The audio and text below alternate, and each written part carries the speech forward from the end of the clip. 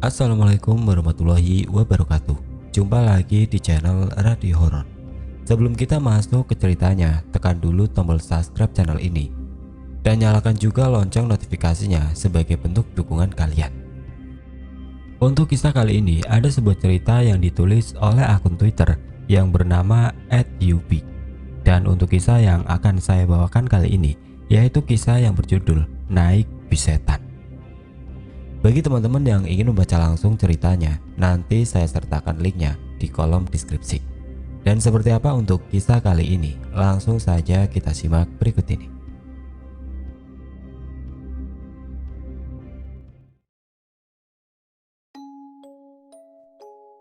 Ini benar-benar kisah nyata dari teman dekat saya, dan saya juga terlibat di dalamnya. Maaf kalau ceritanya berantakan. Saya seorang mahasiswa di sebuah kota M, yang notabene emang kota pelajar sih.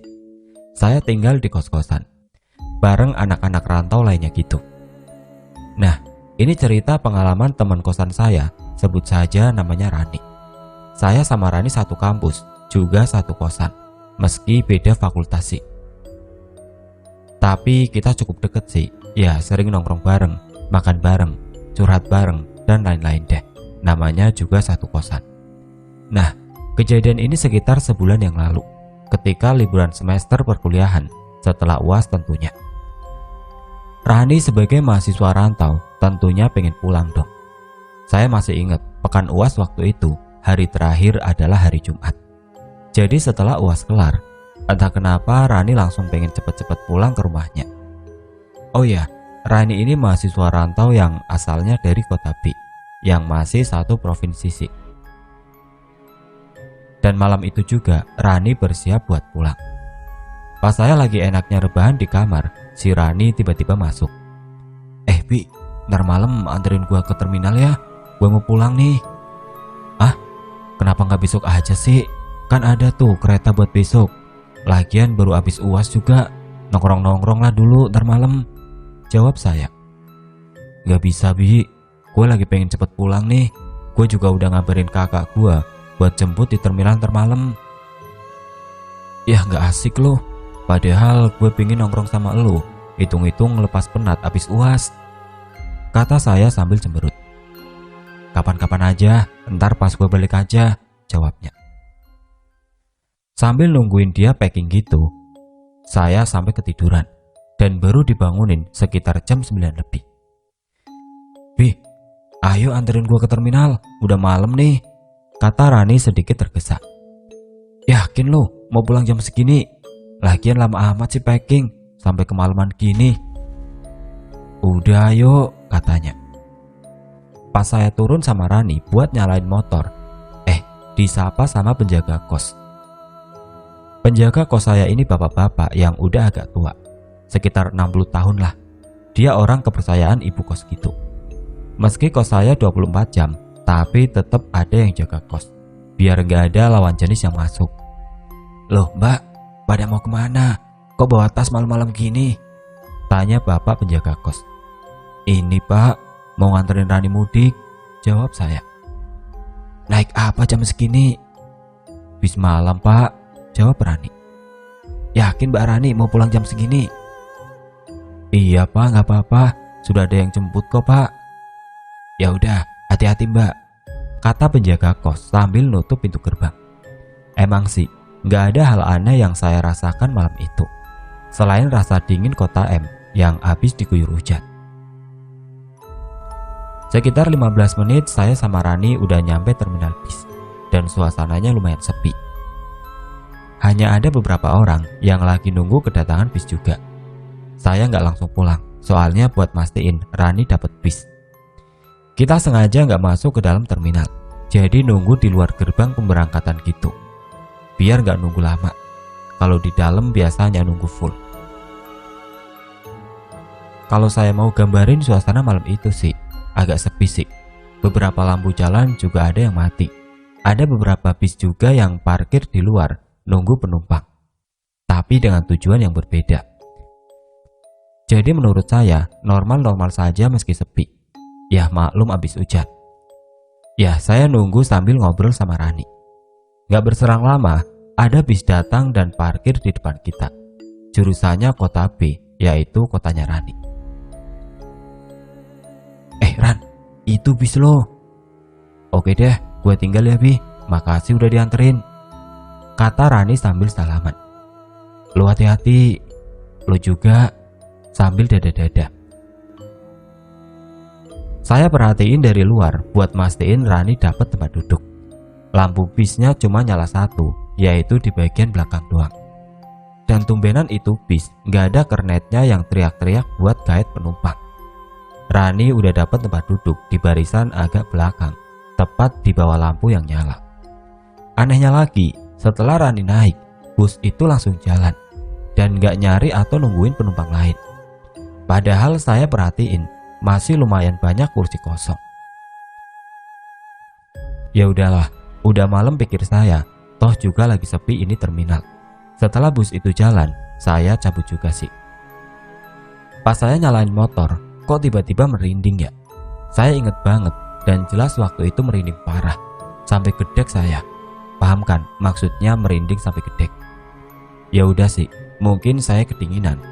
Soalnya saya cuma pakai sweater yang agak tipis gitu. Oh ya, saya cabut itu kira-kira udah sekitar jam 10-an. Tapi saya males langsung balik kos. Saya mampir kafe temen dulu, sambil nyari anget-anget gitu.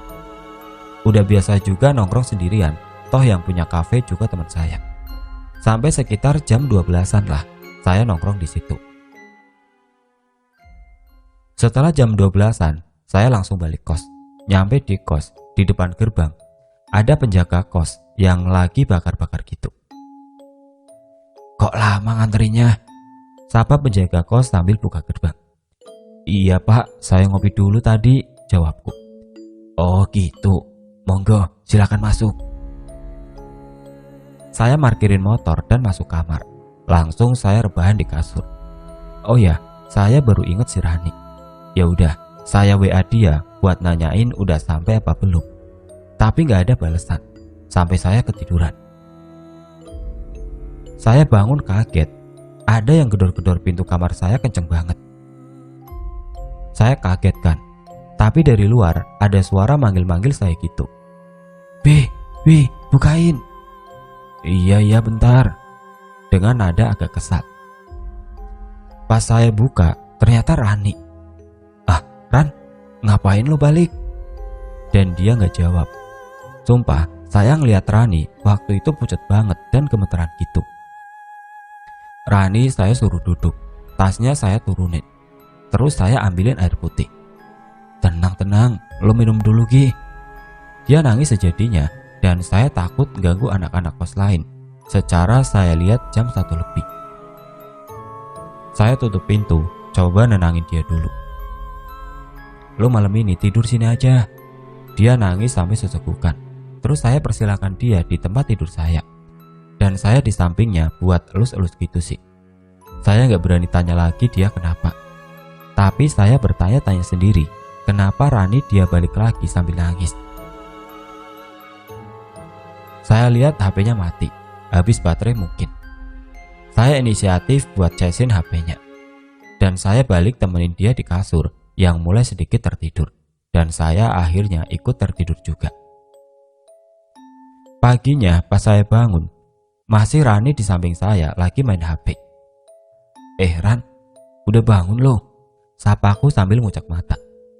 Iya Bi, gue mau cerita tentang semalam, jawab dia dengan agak sedikit gemetar. Semalam gue belum pulang Bi, sambil sedikit mulai nangis.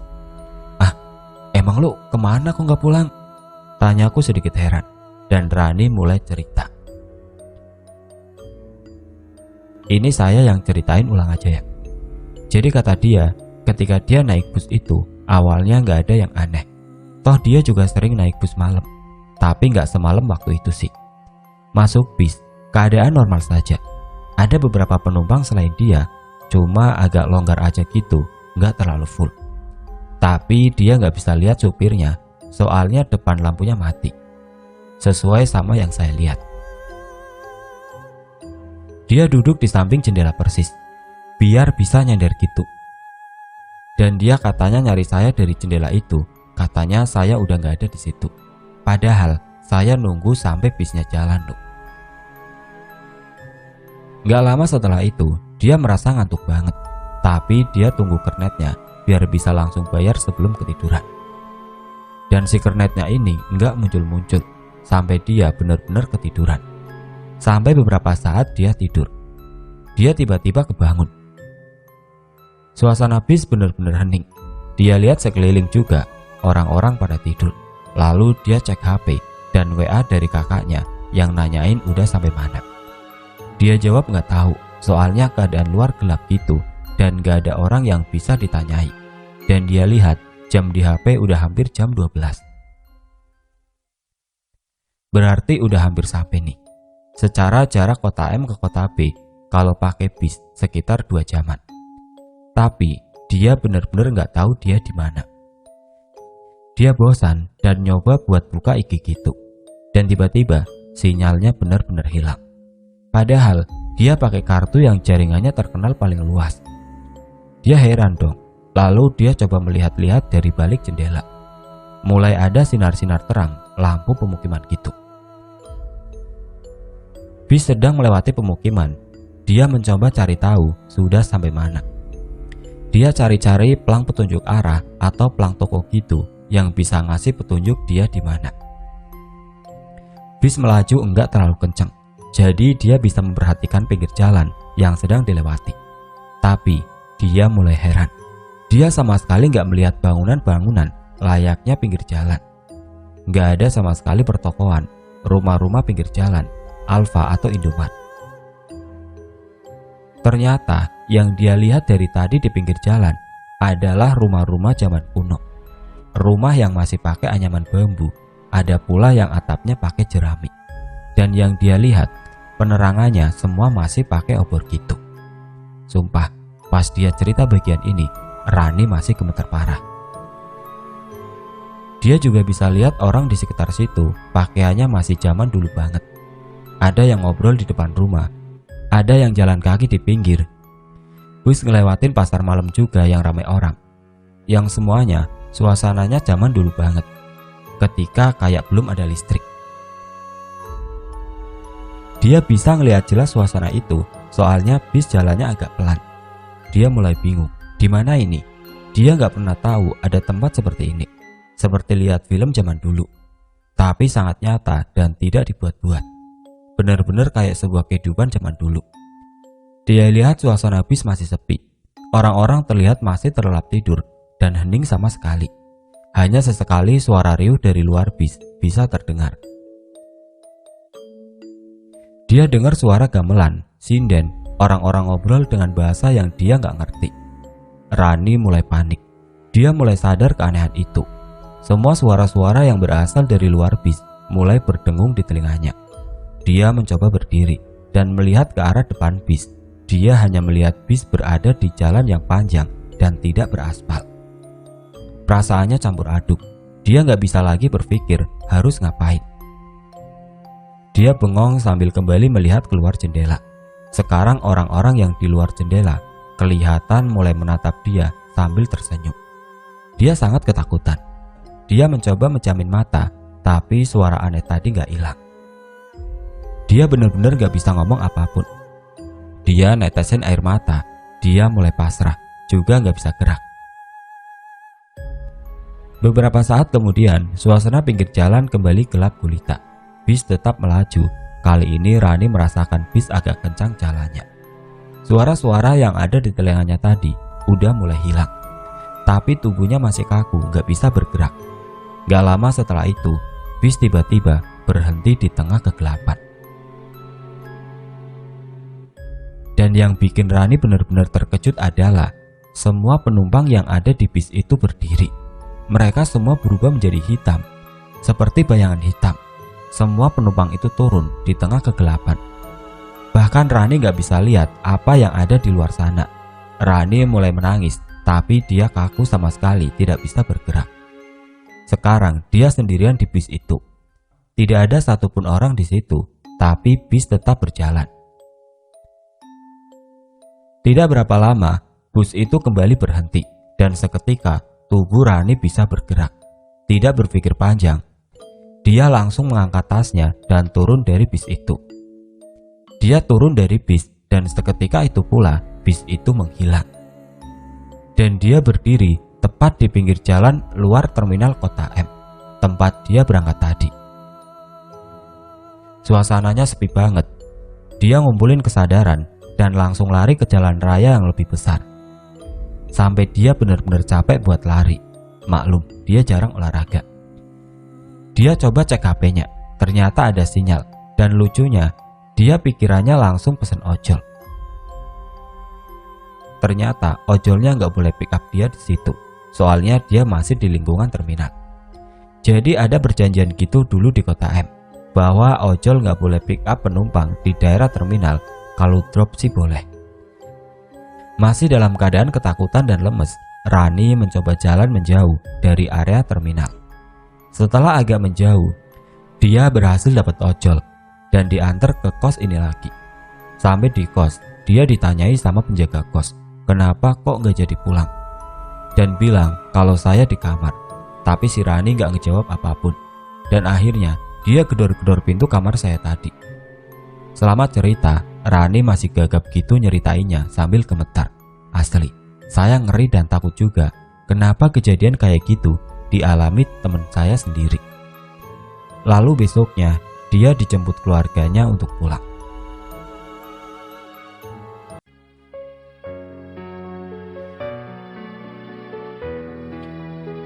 Dan sekian untuk cerita kali ini.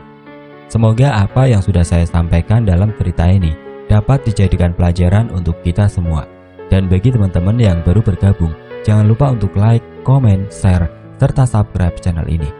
Dan nantikan kisah-kisah horor berikutnya tetap di channel Radio Horor. Wassalamualaikum warahmatullahi wabarakatuh.